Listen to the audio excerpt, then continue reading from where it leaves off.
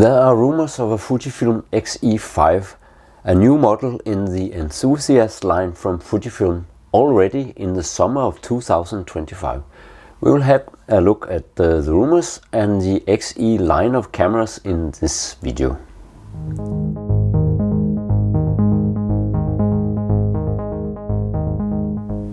Welcome back to my channel, where we talk Fujifilm and its X-E series of cameras, have a look at the history of these cameras and dive into the rumors about a possible mid-year update in the form of a Fujifilm X E5.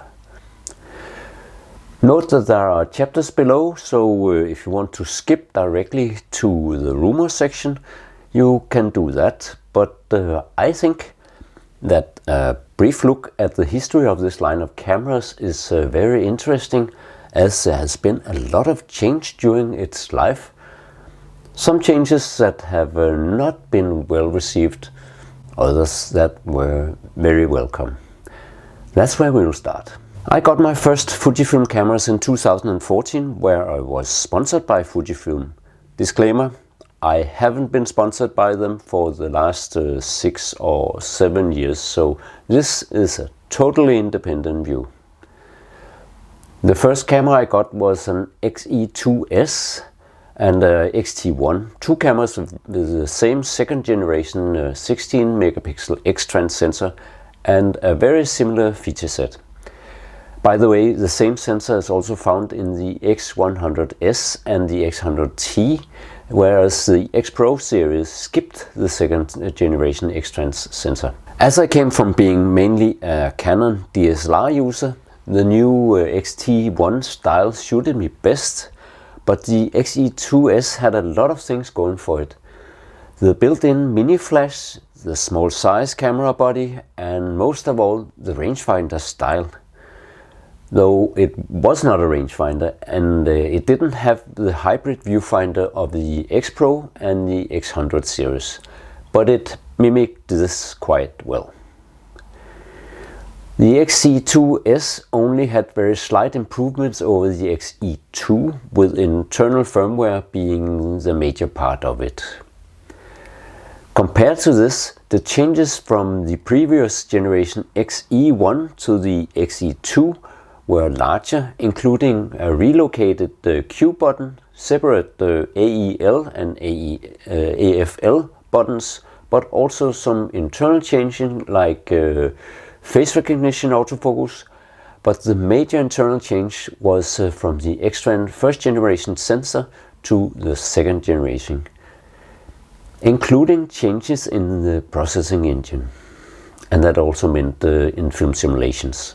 The first generation X-trans sensor was and still is famed for its very interesting image quality. Not that it is sharper than later generations, of course, but because it renders in a very filmic way, replicating analog images more compared to later generations of X-trans sensors that become more digitally clean. That's the reason I sold my X2S and got myself a first generation XE1 instead of. To review it, I took it on a trip to Kilimanjaro, and I was very pleased with the images that I got. But I still have cameras with the second generation X-trans sensor, and I'm also very fond of the X100 series of cameras, and recently for cheap I got myself an X100S and also the tiny XQ1 that has this sensor technology, though in a smaller size, as it only has 12 megapixels. I reviewed that awesome camera some time ago, and if you want to find a link, it's up here, and I'll also put it in the video description below. But now I'm digressing, so let's come back to the subject of this video. After the launch of the XT series, Fujifilm decided to differentiate the X-E line more from it.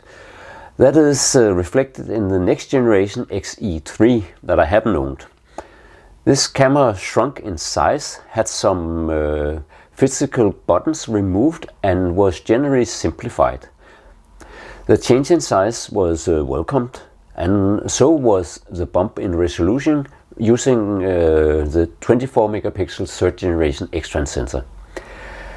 A slightly larger grip on the front was introduced, and though the change was small, it gave a better grip of the camera. Another change that wasn't exactly welcomed was the removal of the four-way controller on the and the pop-up flash on the camera. The four-way controller was replaced with a joystick that didn't exactly replace the functionality, but then the LCD became touch-enabled to make up for the remaining part. To my knowledge, the XE3 didn't become very popular, partly due to losing some of the functionality that the users appreciated, but also, like the flash, some of the things that actually separated it from the XT line. So that is strange. Why did they remove that? Now we come to the current XE camera, a camera that made me jump in again, the XE4. A lot of things changed with the XE4, but both for the better but also for the worse. I dislike that they removed the grip that was introduced with the XE3, now making the camera a bit harder to hold firmly. I also dislike that the control wheel on the back and the focus mode dial on the front was removed. The things that made me step in anyway were the fully tilting screen, full touch screen, and the functionality of 4K video without the crop of the XE3 that also had 4K video, and the 4th generation X-trans sensor with 26 megapixel with even more simulations than before. I have loved to use this camera on some of my travels and have bought it on many mountain climbs several times. Being a relatively compact camera with an awesome image quality, it's perfect when you need to travel light.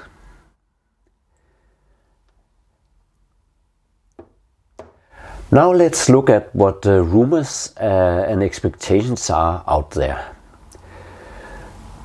Most expectations and rumors say the XE5 will come with a new flagship sensor. That is the 5th generation high-resolution sensor with a 40 megapixel resolution. Some mention the very compact image stabilization unit from the X106 to be included, while others believe that Fujifilm will maintain their focus on small size and thus leave out the image stabilization, and maybe even shrink the camera body further. There are some mentions of return of the second command dial and the ISO ring under the shutter selection dial, just like the X106. Some even believe that the XE5 could be an X106 just without the hybrid viewfinder, but with the added functionality of exchangeable lenses. Launch time is stated several places to be just before summer 2025, though I doubt that it can be verified in any way. Actually, none of the above can be verified, as Fujifilm, as always, is keeping their cards close. I think it is exciting news if just a part of these rumors would come true, but I would like to know in the comments what would you like to see in the probably soon coming Fujifilm X-E5. So leave your thoughts below.